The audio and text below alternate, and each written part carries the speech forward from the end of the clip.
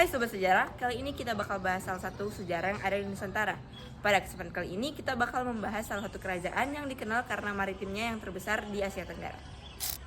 Jika membahas Malaka, hal pertama yang penting dipahami adalah konsep ruang atau letak geografisnya. Kesultanan Malaka berada di tepi Selat Malaka, jalur pelayaran yang menjadi urat nadi perdagangan internasional pada abad ke-15. Jalur ini menghubungkan Asia Timur, Asia Selatan, hingga Timur Tengah. Karena letaknya sangat strategis, Selat Malaka menjadi pintu gerbang utama masuknya Islam ke kawasan Nusantara.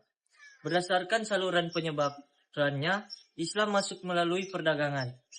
Para pedagang Muslim dari Arab, Persia, dan Gujarat singgah di pelabuhan Malaka untuk berdagang sekaligus menyebarkan ajaran Islam secara damai. Menarik sekali bagaimana letak geografis dapat mempengaruhi jalan sejarah. Lalu bagaimana awal mula wilayah Malaka berkembang menjadi kerajaan yang besar? Tokoh penting dalam berdirinya Kesultanan Malaka yaitu seorang pangeran bernama Parameswara, yaitu seorang pangeran berasal dari Sriwijaya pada awalnya. Tapi dia malah lari ke daerah tersebut yang sekarang disebut sebagai Kesultanan Malaka. Nah, pada sekitar tahun 1396, wilayah Malaka masih berupa sebuah perkampungan kecil yang mana hanya dihuni oleh beberapa nelayan saja. Nah, namun pada saat kepemimpinan Parameswara dari rentang tahun 1396 hingga 1414 menjadikan Selat Malaka atau Kerajaan Malaka ini sebagai tempat perdagangan terbesar di Asia Tenggara. Dari konsep waktu, kita dapat melihat bahwa Malaka berkembang secara bertahap. Kerajaan ini tidak langsung menjadi pusat perdagangan besar, tetapi tumbuh melalui keputusan visioner pemimpinnya dalam memanfaatkan posisi geografis yang strategis. Setelah menjadi kerajaan Islam, kapan Malaka mencapai masa kejayaannya? Puncak kejayaan Kesultanan Malaka terjadi pada masa pemerintahan Sultan Mansur Shah yang pemerintahannya berasal dari tahun 1459 hingga tahun 1477.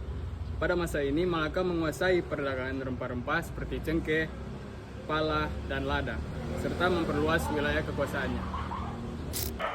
Wilayah kekuasaan Malaka meliputi hampir seluruh semenanjung Melayu seperti Pahang, Kedah, Patani, Johor, dan Terengganu. Selain itu, wilayahnya juga meluas ke pesisir timur Sumatera seperti Kampar, Indragiri, Siak, Jambi, Bengkalis, Riau, Lingga, Aru, Pedir, dan Lambri. Keberhasilan Sultan Mansur Shah tidak hanya didukung oleh kekuatan militer, tetapi juga kemampuan diplomasi politik dan juga hubungan dengan Kekaisaran Tiongkok. Diperkuat melalui perkawinan dengan Putri Hang Lipo.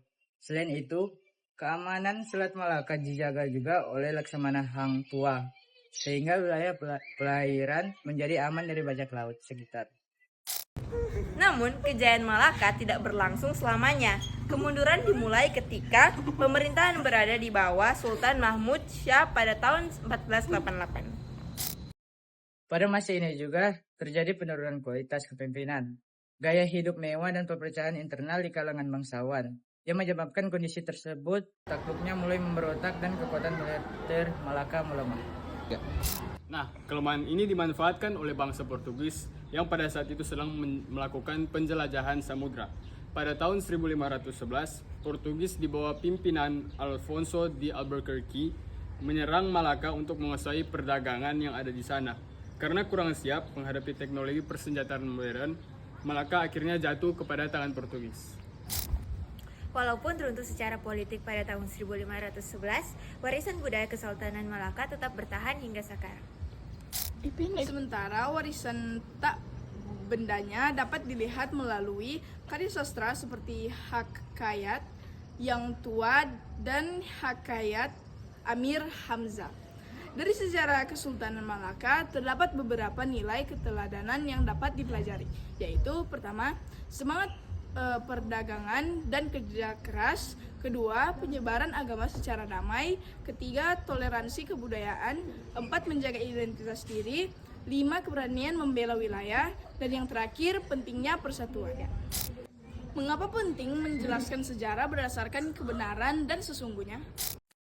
Karena sejarah merupakan cermin masa lalu yang menjadi pelajaran bagi masa depan. Jika fakta sejarah dimanipulasi, maka pelajaran penting dari suatu peristiwa dapat hilang. Dari keruntuhan Malaka, kita belajar bahwa perpecahan internal dan lemahnya integritas pemimpin dapat menjadi ancaman yang lebih berbahaya daripada serangan di luar.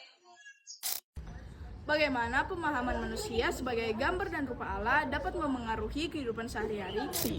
Sebagai makhluk hidup yang diciptakan serupa dan segambar dengan Allah atau imago Dei, manusia memiliki martabat untuk memimpin dengan kasih dan keadilan.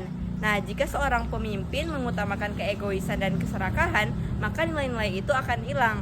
Oleh karena itu, semua orang harus menjalankan perannya dengan bertanggung jawab demi kebaikan bersama.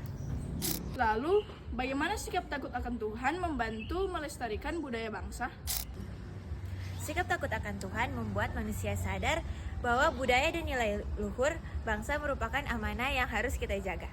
Dengan demikian, warisan sejarah tidak dirusak atau dilupakan, tetap dirawat dan dilestarikan sebagai bentuk rasa syukur kita kepada Tuhan.